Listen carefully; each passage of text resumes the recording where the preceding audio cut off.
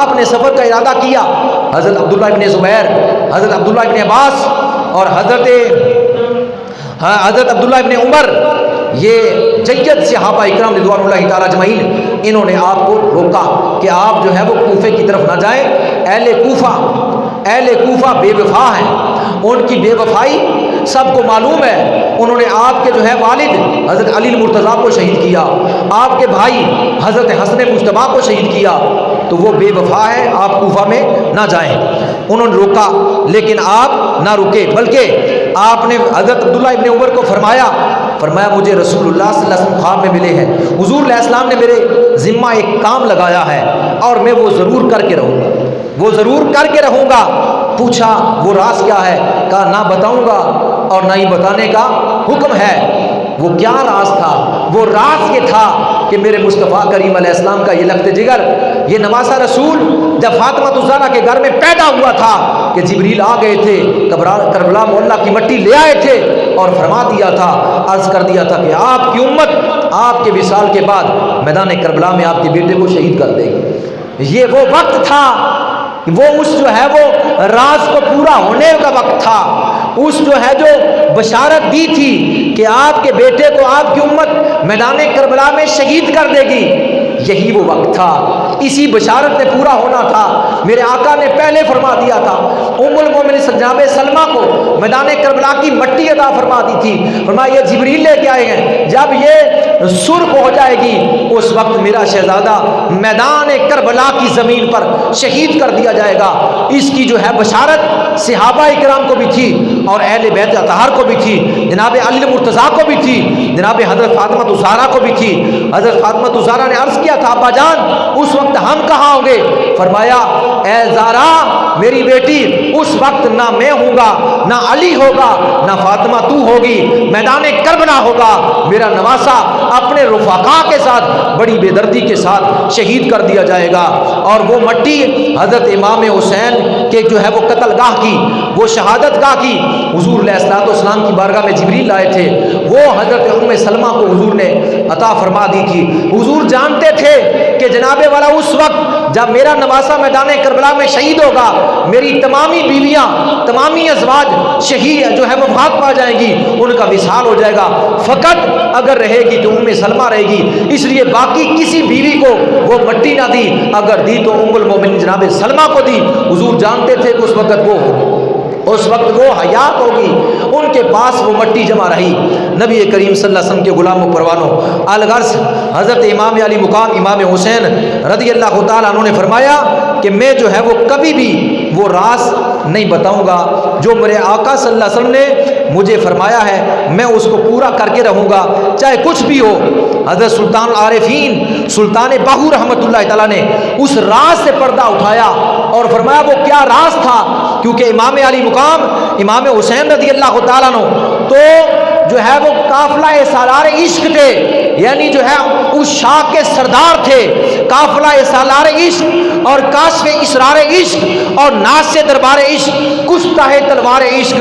اور جناب مرکز پرکار عشق، مہر انوار عشق اور گرمی بازار عشق اور محزن انوار عشق، گل گلشن رسول، سید الابرار، نواسہ رسول حضرت سیدنا امام علی مقام امام حسین رضی اللہ تعالیٰ عنہ اپنے رب کی ذات کے جو ہے وہ عاشق تھے، اس لیے سلطان العارفین نے کہا کہ وہ حکم ربی تھا، اللہ کی تقدیر تھی جو رسول اللہ نے فرمایا، یہی وہ راز تھا۔ اس لیے سلطان العارفین فرماتے ہیں عاشق سوئی حقیقی جڑا، قتل معشوق دے مننے ہو، عشق نہ چھوڑے مکھ نہ موڑے، سہ تلواراں گنے ہو، جد وال ویکھے راز ماہی دے لگے اسے بننے ہو،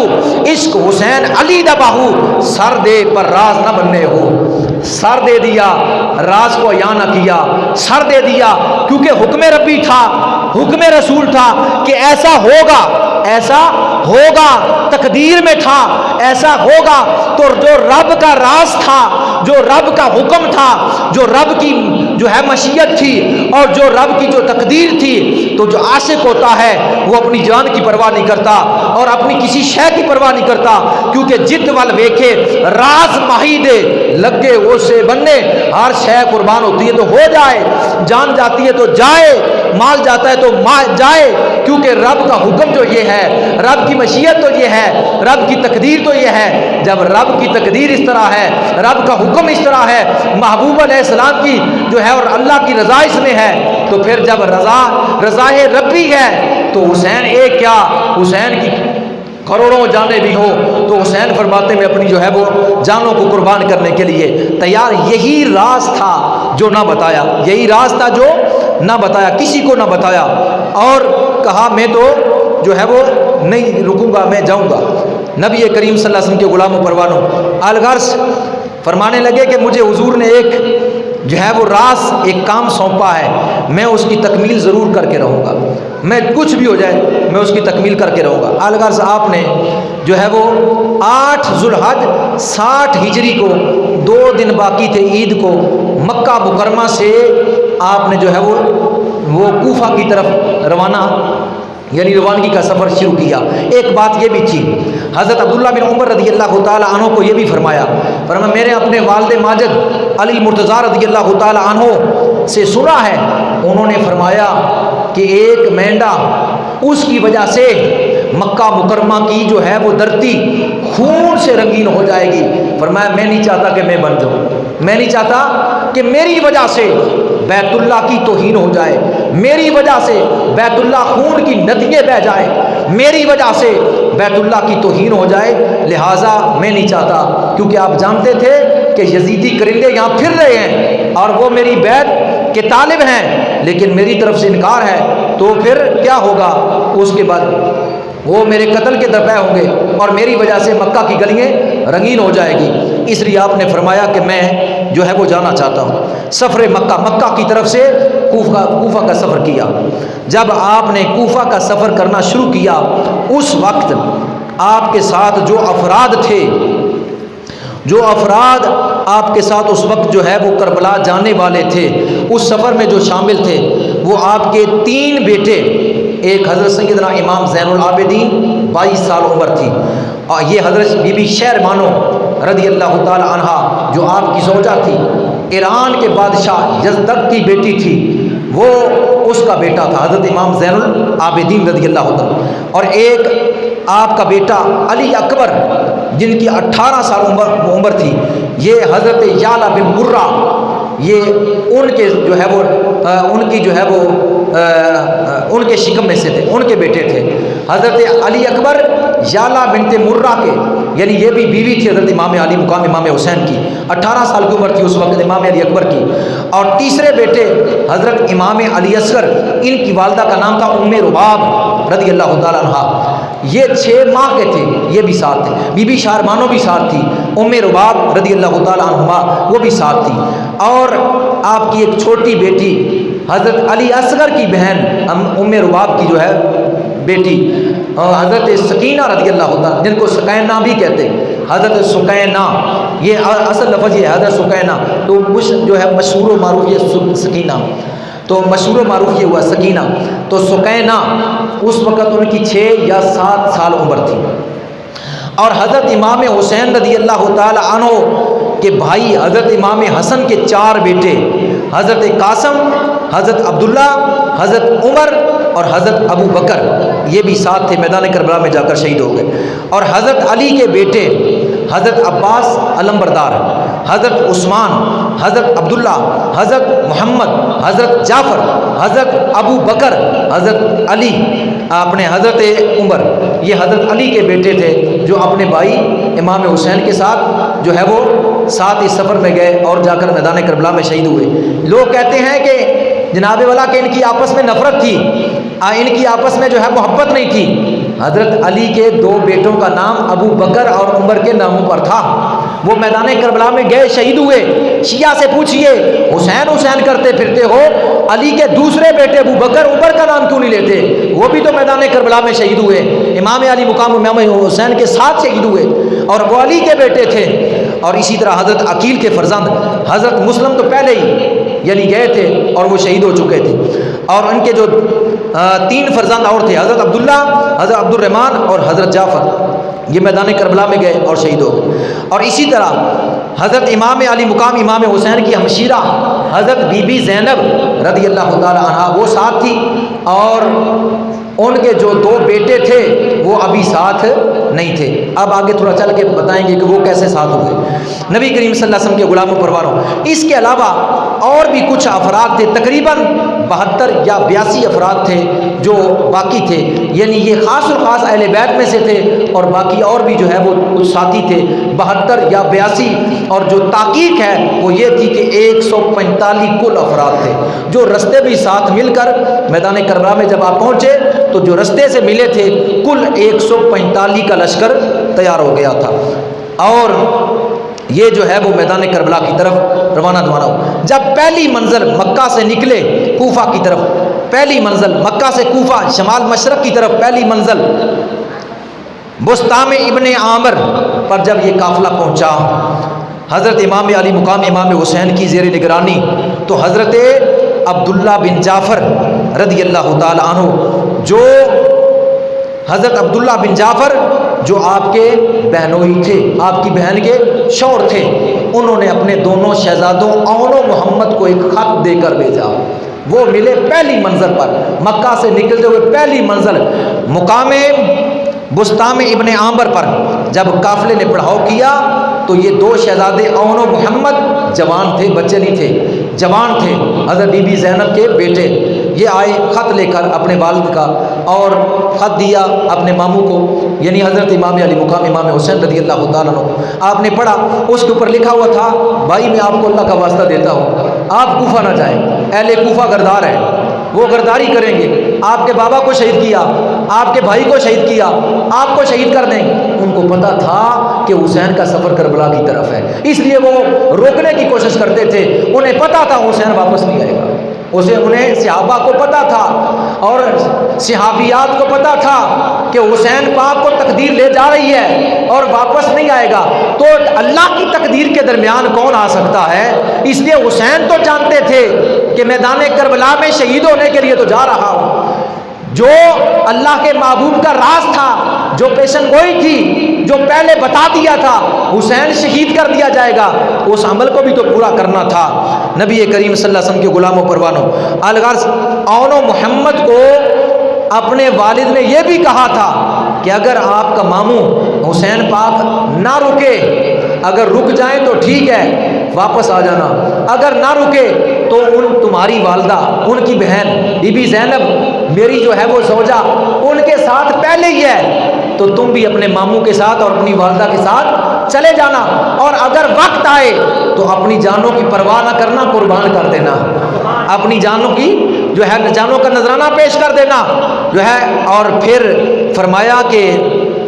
یعنی یہ اجازت بھی ان کی طرف سے مل گئی تھی، اپنے والد کی طرف سے۔ الغرض حضرت امام حسین نے خط پڑھا لیکن سفر کو ترک نہ کیا، سفر کو جو ہے وہ ترک نہ فرمایا، بلکہ جو ہے وہ اپنے ساتھ آگے چلنے لگے۔ اس کے بعد دوسری منزل صفاح پر جب یہ قافلہ پہنچا، وہاں پڑھاؤ ہوا تو کوفہ کی طرف سے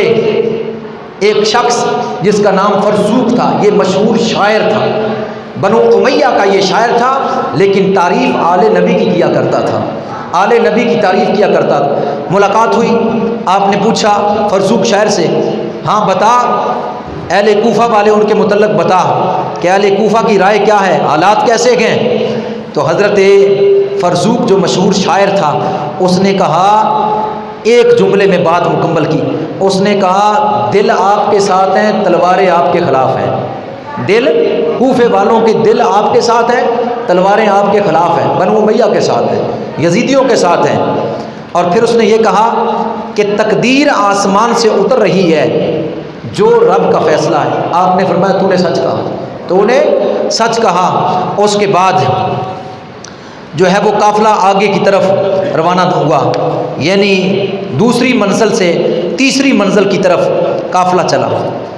جب تیسری منزل پر پہنچا ذات عراق، وہاں جا کر یہ قافلہ تھوڑی دیر کے لیے آرام کرنے لگا تو ایک شخص جس کا نام تھا بشیر بن غالب، اس کے ساتھ ملاقات ہوئی۔ اس نے آپ سے پوچھا کہ آپ جو ہے وہ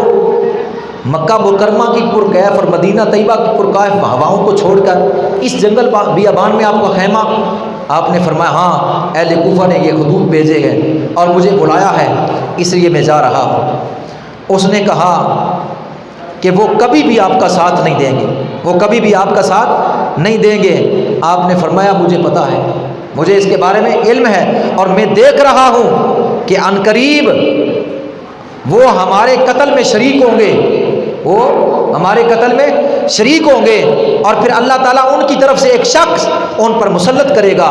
جو ان کو قتل کرے گا اور ان کو جو ہے وہ ذلیل و رسوا کرے گا، یعنی اس کو خبر دی۔ اس کے بعد چوتھی منزل پر، بطن روما پر آپ جب پہنچے، چوتھی منزل تھی مکہ سے نکلے ہوئے، چوتھی منزل پر جناب قیس بن مسحر کو ایک خط دیا اور کوفہ کی طرف روانہ کیا۔ خط میں لکھا ہوا تھا، اے اہل کوفہ، میں اپنے بھائی مسلم بن عقیل کے خط ملنے پر فوراً تمہاری طرف آ رہا ہوں، ان قریب میں تمہاری پاس پہنچ جاؤں گا۔ اس خط کا مضمون یہ تھا، جناب قیس یہ خط لے کر امام حسین کا جب کوفے کی طرف رواں دواں ہوئے، جب کوفے کی حدود میں پہنچے تو حالات تو پہلے ہی بدل چکے تھے، کوفہ کے ہر رستے میں پیرے تھے، ناکہ بندی تھی۔ عبید اللہ ابن زیاد کے سپاہیوں نے جناب قیس کو پکڑ لیا اور عبید اللہ ابن زیاد کی دربار میں لے گئے۔ وہ خط ان کے پاس سے نکلا، جب خط نکلا تو عبید اللہ ابن زیاد نے کہا، اے قیس، اگر جان کی بقا چاہتے ہو، علی کو، حسن کو، حسین کو گالیاں دو، حسن کو، حسین کو اور علی کو گالیاں بکو۔ اس نے کہا کہ اگر تو یہ کہتا ہے کہ جان کی بقا چاہتا ہے، یعنی زندہ رہنا چاہتا ہے، تو اہل بیت کو گالیاں بکے، تو پھر سن، تو خبیث آدمی ہے اور تیرا باپ خبیث آدمی ہے، نبی کی آل بہت شان اور عظمت کی مالک ہے۔ اس نے امام علی مقام کے گھرانے کی تعریف کی اور اپنی جان کی پرواہ نہ کی، عبید اللہ ابن زیاد کو لعن طعن کی، اور پھر ان کو اس کے بدلے میں شہید کر دیا گیا، اس کے بدلے میں ان کو شہید کر دیا گیا۔ حضرت امام علی مقام امام حسین رضی اللہ تعالیٰ عنہ کا سفر 5ویں منزل کی طرف رواں دواں، منزل بہادر العیون پر جب آپ پہنچے، یہ عربوں کے یہاں ایک چشمہ تھا، ایک کنواں تھا، اس کنویں کا نام ہی یہی تھا، بہادر العیون۔ اس جگہ پر جب پہنچے تو کچھ لوگوں سے ملاقات ہوئی، انہوں نے سفر کوفہ سے منع کیا، لیکن آپ نے انکار کیا۔ پھر 6ٹھی منزل خزیمیہ پر پہنچے، امام علی مقام امام حسین نے فرمایا اس جگہ پر خیمے لگاؤ، خیمے لگائے، رات بسر کی۔ رات کو کوئی کہہ رہا تھا، بی بی زینب نے یہ آواز سنی، کوئی کہہ رہا تھا، اے آنکھ پوری کوشش کر کے آنسو بہا، پھر ان پر کون روئے گا، پھر ان پر کون روئے گا، لہٰذا تو ہے پوری جو ہے وہ کوشش کے ساتھ آنسو بہا، اور یہ افائے عہد کے لیے جا رہے ہیں، یعنی اپنے وعدے کو پورا کرنے کے لیے جا رہے ہیں۔ اور اس کے بعد جب صبح اٹھے تو آپ نے فرمایا، بھائی جان اس طرح رات کو مجھے آواز آئی، یہ کلمات میں نے سنے، تو امام علی مقام امام حسین نے ان کو فرمایا، جو بات قضا میں لکھی ہوئی ہے، جو بات تقدیر میں قضا میں لکھی ہوئی ہے، آخر وہ ضرور ہو کر رہے گی، آخر وہ ضرور ہو کر رہے گی۔ اس کے بعد 7ویں منزل زربڈ پر جب یہ قافلہ پہنچا تو وہاں حضرت عثمان غنی رضی اللہ تعالیٰ عنہ خلیفہ سوم کے رشتہ داروں میں سے ایک شخص حضرت زہیر بن قیس رضی اللہ تعالیٰ عنہ، ان سے ملاقات ہوئی۔ وہ حج کرنے کے بعد یعنی وہ اس جگہ پر ان کا خیمہ لگا ہوا تھا، تو ان سے ملاقات ہوئی۔ انہوں نے جب سنا کہ حضرت امام علی مقام امام حسین کا یہ قافلہ یہ کوفہ کی طرف جا رہا ہے، تو انہوں نے اپنے جو ہے خیمے والوں کو اور خود کو اس قافلے میں شامل کر دیا، میدان کربلا میں جا کر یہ شہید ہو گئے۔ اس کے بعد 8ویں منزل پر مقام ثعلبہ پر جہاں یہ قافلہ پہنچا تو جو ہے وہ سفر جاری رکھا، اور اس کے بعد دیکھا اس مقام پر کہ ایک شخص جو ہے کوفے کی طرف سے سرپٹ گھوڑا دوڑائے ہوئے آ رہا ہے۔ جب وہ قریب پہنچا آپ نے اس سے پوچھا کوفے کے حالات کیسے ہیں؟ اس نے بتانے سے پہلے رونا شروع کر دیا، اور وہ بڑا جو ہے بے دردی کے ساتھ رویا اور قلب کے ساتھ رویا، اور کہنے لگا میں کیا بتاؤں، آپ کے بھائی مسلم بن عقیل کو شہید کر دیا گیا، جناب مسلم بن عقیل کے بیٹوں کو بھی شہید کر دیا گیا۔ اس وقت اس مقام پر جب آپ کو یہ خبر ہوئی تو آپ کی جو ہے وہ حالت کچھ عجیب ہو گئی، یعنی آپ غمگین ہوئے، پریشان ہوئے، اور آنکھوں سے آنسو جاری ہو گئے۔ اور اس کے بعد جب آپ کی خیمے میں حضرت سیدہ حمیدہ رضی اللہ تعالیٰ عنہ جو حضرت مسلم بن عقیل کی بیٹی تھی اس قافلے میں تھی، اور مسلم بن عقیل کی بیوی حضرت رقیہ وہ بھی اس قافلے میں تھی۔ جب وہ اندر گئی تو امام پاک کو غمگین پایا اور آنکھوں میں آنسو، تو آپ کے قریب جب وہ پوچھنے کے لیے تو آپ نے ان کے سر پر ہاتھ پھیرا اور سینے کے ساتھ لگا روئے۔ تو انہوں نے پوچھا کہ آپ کیوں رو رہے ہیں، کیا وجہ ہے؟ ایسے لگتا ہے کہ کوئی ایسا حادثہ پیش آ گیا۔ آپ نے فرمایا بیٹی آج کے بعد میں تیرا باپ، تیرے والد کو شہید کر دیا گیا، کوفے میں تیرے والد کو مسلم بن عقیل کو شہید کر دیا گیا، اور تیرے بھائیوں کو محمد اور ابراہیم کو بھی شہید کر دیا گیا۔ اس کے بعد 9ویں منزل پر مقام زبالہ پر جب یہ قافلہ پہنچا تھوڑی دیر کے لیے آرام کیا۔ 10ویں منزل پر مقام بطن عقبہ پر جب یہ پہنچا قافلہ تو اس وقت ایک شخص عمر بن لوازن کے ساتھ آپ کی ملاقات ہوئی، تو اس نے آپ کو میدان اپنے کوفہ کی طرف جانے سے روکا۔ آپ نے فرمایا اس کو ہر کام اللہ کی طرف سے ہوتا ہے، ہر کام اللہ کی طرف سے ہوتا ہے،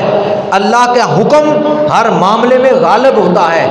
تو یہ اللہ کا حکم ہے اور اکثر لوگ اس کو نہیں جانتے، یہ راز تھا جو حسین پاک ہی جانتے تھے، کسی اور کو خبر نہ تھی۔ تو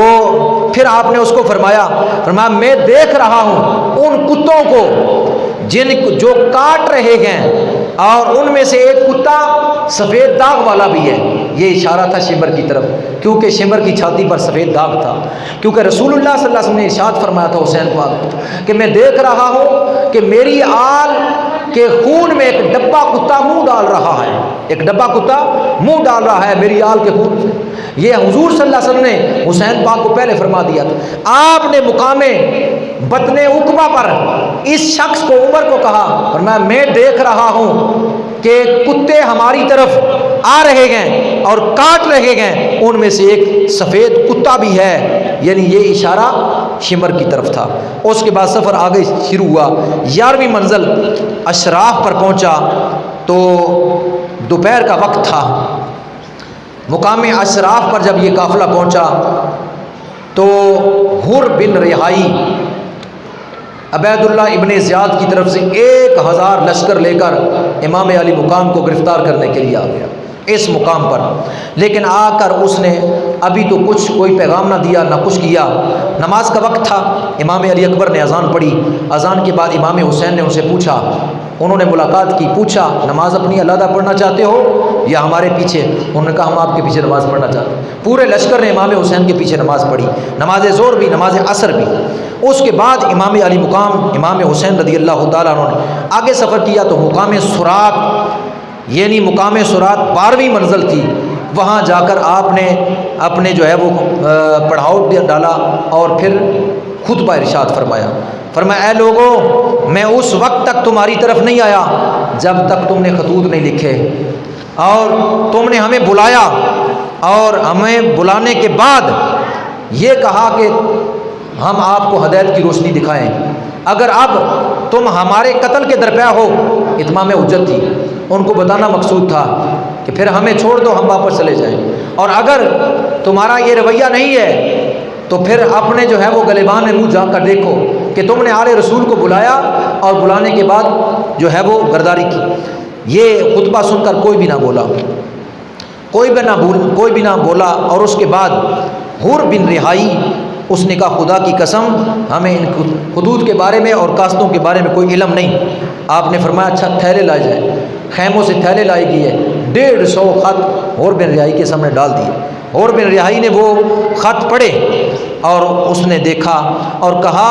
ہمیں تو ان خطوں کے بارے میں کوئی علم نہیں، ہاں ہمیں عبید اللہ ابن زیاد نے آپ کی طرف آپ کو گرفتار کرنے کے لیے بھیجا ہے، تو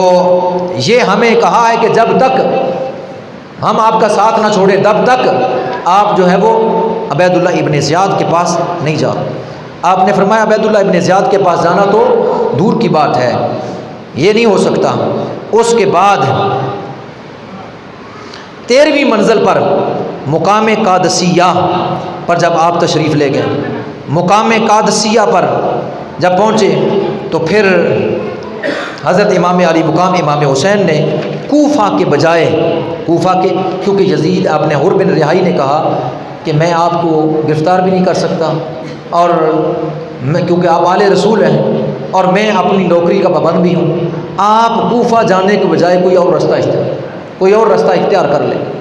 تو آپ نے فرمایا اچھا، تو کوفہ کے بجائے رائے شام یعنی در حقیقت کربلا کی طرف، وہاں سے قادسیہ سے کربلا کی طرف جو ہے آپ نے اپنے قافلے کا رخ موڑا۔ منزل قادسیہ 13ویں منزل، 14ویں منزل منزل مغیثہ، سفر جاری رہا۔ 15ویں منزل غریب الجنات، سفر جاری رہا۔ 16ویں منزل مقام بیضہ، سفر جاری رہا۔ 17ویں منزل مقام زرحم، سفر جاری رہا۔ 18ویں منزل قصر بنی مقاتل، وہاں جا کر پھر پڑاؤ کیا اور رات گزاری۔ صبح کے وقت آپ نے صبح اٹھتے ہی کہا انا للہ و انا الیہ راجعون۔ حضرت امام علی اکبر آپ کے شہزادے نے عرض کیا ابا جان یہ آپ نے کیا کلمات ادا کیے؟ فرمایا میں نے دیکھا ہے کہ کوئی کہنے والا کہہ رہا ہے کہ یہ لوگ چل رہے ہیں مگر موت ان کا پیچھا کر رہی ہے۔ پس مجھے معلوم ہو گیا، یعنی اللہ کی طرف سے موت کی اطلاع آ گئی ہے، اللہ کی طرف سے موت کی اطلاع ہمیں دی گئی ہے۔ تو حضرت امام علی اکبر نے عرض کیا ابا جان کیا ہم حق پر نہیں؟ کہا بیٹا حق پر ہیں، ہم حق پر ہیں۔ تو حضرت امام علی اکبر نے عرض کیا اگر ہم حق پر ہیں تو یقیناً موت ہمارا کچھ نہیں کر سکتی۔ یہ بات سن کر آپ نے اپنے بیٹے کو دعا دی۔ اس کے بعد پھر جو ہے وہ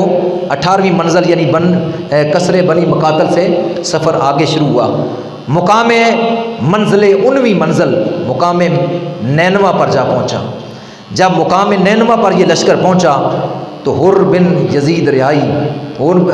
بن رہائی وہ پھر جو ہے 1000 لشکر لے کر آپ کو اس نے آ کر گھیر لیا اور عبید اللہ ابن زیاد کا ایک خط دیا اور کہا اس خط پر لکھا ہوا ہے کہ تم حسین کو ایسی جگہ پر گھیر کر جو ہے وہ گھیرے میں ڈال لو جہاں پانی کا نام و نشان تک نہ ہو، جہاں کوئی کھانا پینا نہ ہو، ایسی چٹیل اور ریگستان وادی ہو، اس وادی میں جا کر حسین کو گھیر لو، اور جب تک ہمارا پیغام دوسرا نہ آئے تب تک یہ قاصد جو خط لے کر آنے والا ہے یہ تمہارے ساتھ رہے گا، پوری جو ہے وہ حقیقت اس سے جو ہے وہ اس کے سامنے ہوگی۔ حضرت امام علی مقام امام حسین رضی اللہ تعالی عنہ کو انہوں نے مجبور کیا تو آپ کے قافلے کو 2 محرم الحرام 61 ہجری 20ویں منزل مقام کربلا پر گھیر لیا۔ نہر فرات کے کنارے اور چٹیل ریگستان، دہکتی زمین اور گرمی کی شدت، سورج جو ہے وہ اپنی جو ہے وہ تڑپ کے ساتھ روشنی بکھیر رہا تھا، اس جگہ پر آپ کو 2 محرم الحرام 61 ہجری کو آپ کے اصحاب کو، آپ کے رفقا کو چاروں طرف سے گھیر لیا۔ اور اس کے بعد امام علی مقام امام حسین رضی اللہ تعالی عنہ نے پوچھا ان سے کہ اس جگہ پر ہم کو تم نے گھیرا دیا ہے، یہ بتاؤ اس جگہ کا نام کیا ہے؟ یہ عجیب قسم کی جگہ ہے اور اس کی آب و ہوا عجیب قسم کی ہے، اس کا حلیہ اس کی عجیب قسم کا ہے، تو یہ بتاؤ اس کا نام کیا ہے؟ انہوں نے کہا یہ کربلا ہے، اس کو کربلا کہتے ہیں۔ آپ نے فوراً کہا اپنے ساتھیوں کو، فرمایا خیمے لگا لو، اتر جاؤ، یہی ہماری آخری منزل ہے، یہی پر نانا مصطفیٰ نے فرمایا تھا میرا بیٹا کربلا میں شہید کر دیا جائے گا، یہیں سے ہم شہید کر دیے جائیں گے، پیاسے اور بھوکے یہیں اللہ کی بارگاہ میں اپنی جانیں نشاور کریں گے، خیمے لگا لو، ہماری آخری آرامگاہ یہی ہے۔ اس کے بعد خیمے لگ گئے، آل رسول کے چھوٹے بڑے نے اپنے جو ہے وہ خیمے لگائے۔ 2 محرم 61 ہجری جمعرات کا دن آل رسول کو یہاں جو ہے وہ گھیرے میں لے لیا گیا۔ اس کے بعد محرم کی 2 تاریخ 61 ہجری سیدنا امام حسین میدان کربلا میں جب خیمے نصب کیے، اہل بیت اور آپ کے رفقا احباب وہاں جو ہے وہ تشریف فرما ہوئے، تو آپ نے ایک طویل خطبہ اہل بیت کو اپنے خاندان والوں کو دیا۔ کیا تھا؟ فرمایا کل یعنی کچھ دنوں کے بعد فرمایا کل جب ہم اس میدان میں شہید کر دیے جائیں گے تو میں تمہیں وصیت کرتا ہوں خبردار بے صبری نہ کرنا، خبردار بے صبری نہ کرنا، خبردار اپنے بال نہ کھولنا، اپنے منہ پر تماچے نہ مارنا، اپنے کپڑے نہ پھاڑنا اور واہ ویلا نہ کرنا، اس کی صدائیں بلند نہ کرنا۔ بالخصوص زینب میں تجھے کہتا ہوں، کیوں؟ جب رسول اللہ کی وصال ہوا تھا بی بی فاطمہ الزہرا نے ایسا نہیں کیا تھا، انہوں نے رسول اللہ کی جدائی برداشت کی اور صبر کا مظاہرہ کیا۔ تو فاطمہ کی بیٹی ہے، لہٰذا تجھے وصیت کرتا ہوں کہ جب مجھے شہید کر دیا جائے تو اس وقت جو ہے بے صبری نہ کرنا، صبر کا دامن نہ چھوڑنا۔ جس وقت یہ قافلہ 7 محرم کی آئی تاریخ، تو عبید اللہ ابن زیاد کو جب اطلاع ہوئی کہ مقام کربلا میں امام علی مقام امام حسین کا قافلہ پہنچ چکا ہے، اس نے عمر بن سعد حضرت سعد بن ابی وقاص کا بیٹا، حضرت سعد بن ابی وقاص صحابی رسول تھے، عشرہ مبشرہ تھے جن کو نبی پاک نے جنت کی خوشخبری سنائی تھی، ان کا بیٹا عمر حکومت کی لالچ میں آ کر یزید کے نام و کرام کے لالچ میں آ کر عمر و سعد نے 4000 کا لشکر عبید اللہ ابن زیاد سے لیا اور میدان کربلا میں یہ کل کتنے ہو گئے؟ 5000 1000 پہلے تھا عرب ریائی اور 4000 اور آیا، یعنی 5000 کا لشکر پہنچا۔ 7 محرم کو آپ کے پانی پر پیرا لگا دیا گیا، پانی پر پیرا، پانی بند، ایک قطرہ بھی جو ہے وہ خیموں کی طرف پانی کا نہ جائے، اور 7 محرم کو پانی بند کر دیا گیا۔ اور یہ اہل بیت اطہار کا قافلہ میدان کربلا میں 3 دن تک پیاس، جب پانی نہیں تھا کھانا کہاں سے آتا، پیاس اور بھوک سے جو ہے وہ 3 دن تک رہا۔ اور انہوں نے ایسے کیوں کیا؟ انہوں نے اس لیے ایسے کیا، عمر و سعد نے لکھا عبید اللہ ابن زیاد کو کہ یہ 5000 کا لشکر کم ہے اور لشکر بھیجو، پھر 5000، پھر 3000، پھر 3000، حتیٰ کہ بعض کتابوں نے 22000 لکھا ہے اور بعض تاریخ کے مورخین نے 30000 لکھا ہے۔ 22000 کا لشکر جرار 145 لوگوں کے لیے آیا، 22000 بندے اسلحے کے ساتھ لیس۔ کیوں اتنے آئے؟ اس کی وجہ کیا تھی؟ عمر و سعد خود کہتا ہے کہ ہمیں اس بارے میں پتہ تھا کہ اگر حسین پاک کا ایک ایک بندہ، ایک ایک دوست، ایک ایک ساتھی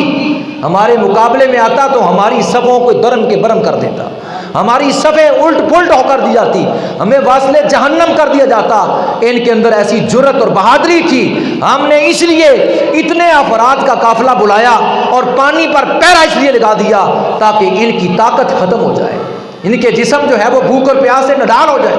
پھر ہم ان کے ساتھ مقابلہ کریں۔ یعنی دشمن اعداء کو بھی پتا تھا، یزیدی فوج، کوفی فوج، شامی فوج کو بھی پتا تھا کہ جن کے ہم مد مقابل آئے ہیں ان کو اللہ نے یہ قوت عطا فرما رکھی ہے، یہ طاقت دی ہے کہ ان کا ایک ایک فرد ہمارے ہزاروں افراد پر بھاری ہے، ہمارے ہزاروں افراد پر بھاری ہے، اور اگر